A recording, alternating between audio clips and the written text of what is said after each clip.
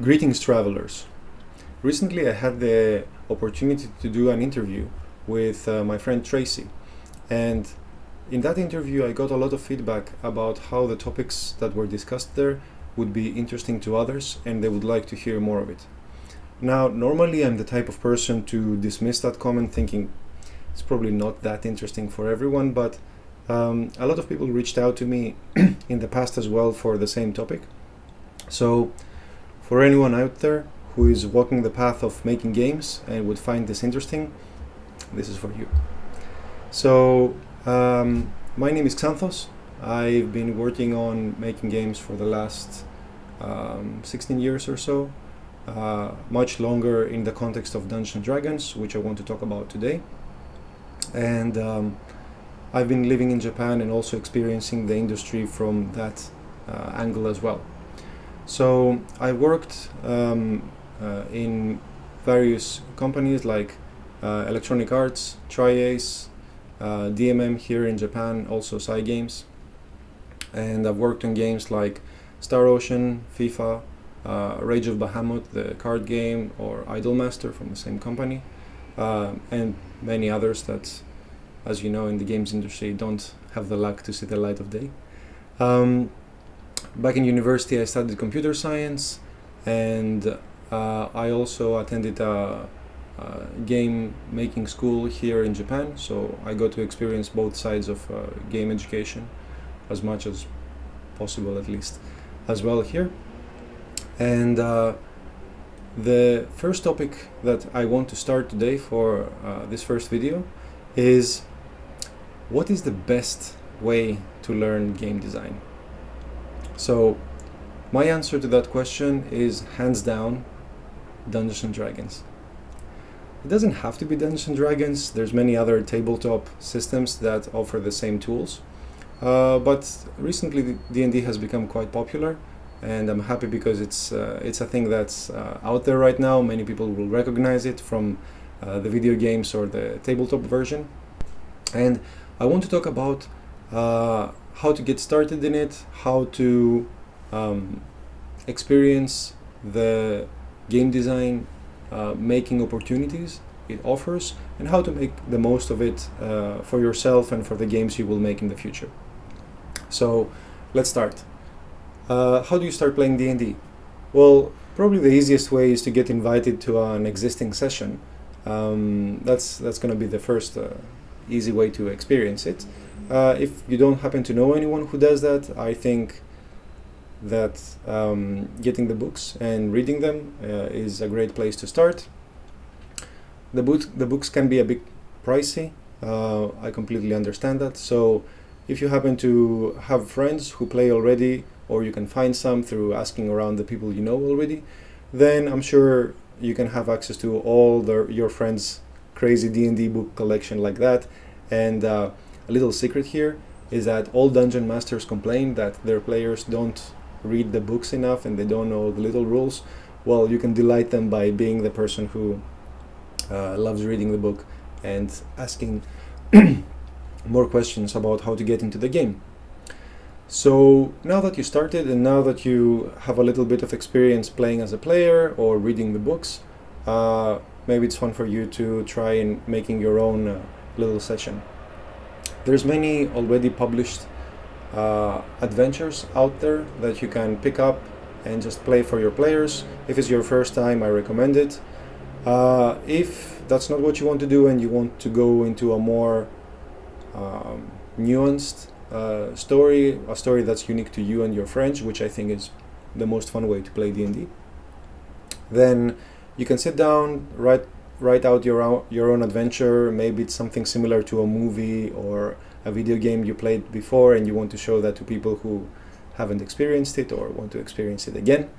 And then you can sit down with them, play it, go through that experience, enjoy it, and then see how people feel about the adventure, see what they like and what they want to do in the future, gather it as feedback, and plan the next session. So that's in a nutshell how I would recommend getting started. Why is it important for game design? I'm sure you know there's nowadays there's game design schools out there. There's even university programs. That is really lucky, I think. Back when I started, computer science was the closest formal discipline that was related to video games. So the fact that there's so much around nowadays, I think, is a huge blessing. So that's the education part, right? Stuff that goes into your brain. The fun part is what you create, though. So D&D gives you a quick and easy way to get started. What's the relevant part to game design? Well, first of all, D&D gives you a good structure of a system. So how do you make attacks, how skills work, what stats do players and monsters need, what experience can you fit into a 1, 2, 3, 4 hour session, and so on, according to what you're planning ahead.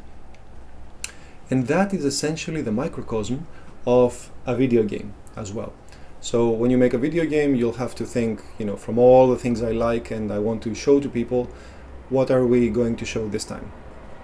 And when people experience it, how long would be the sweet spot for them to experience it? Would it be a 1-minute experience, or would it be a 5-year experience? It's fun to consider, and it's fun to experiment with. Now, why am I recommending D&D and not some other type of game? Why not play an existing game that lets you create your own content in it? Well, being able to write something on a piece of paper or on your computer and just make an adventure out of that is hugely powerful.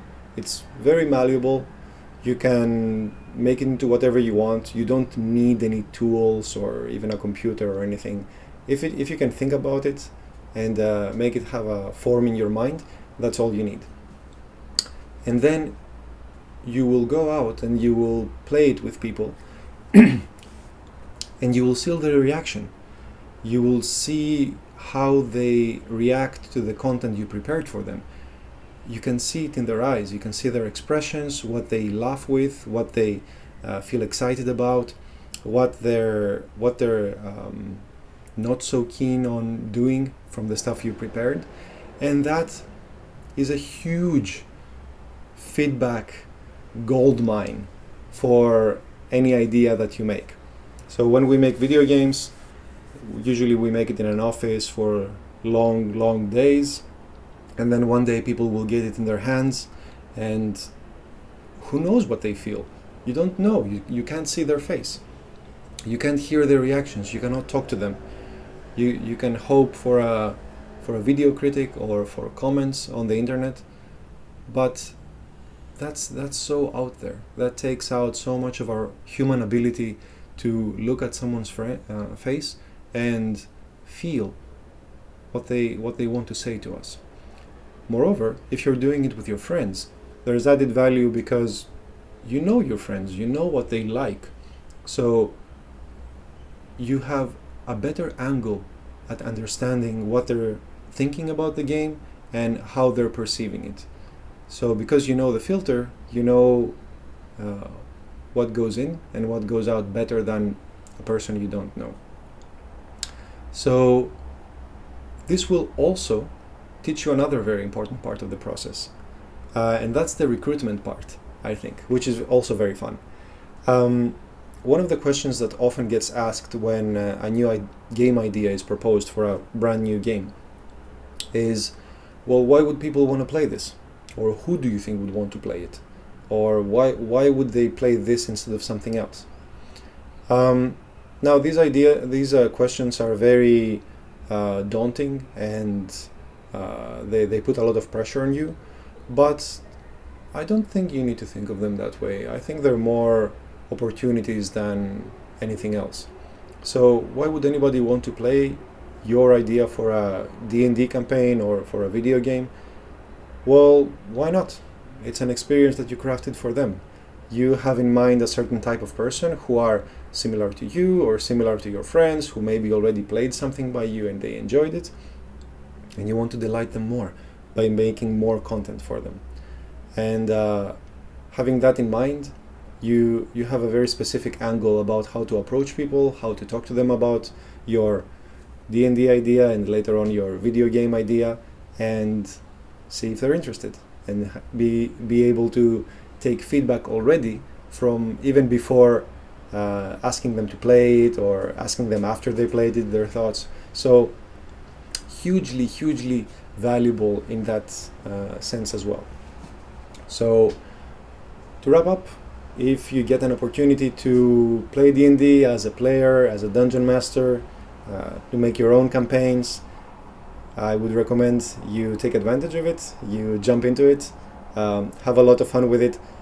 By all means, fail a lot, put all your crazy ideas out there, see what people like, see what people don't like, and little by little you will find yourself having so much fun with it that you'll think, what was I doing up to now, not playing this. It's a lot of fun. I really recommend it. All right, so that's it for today. I hope you enjoyed it. Let me know if something that I covered today or in the interview that I'll link down below is of interest to you, and maybe I can talk about it more. Otherwise, have fun.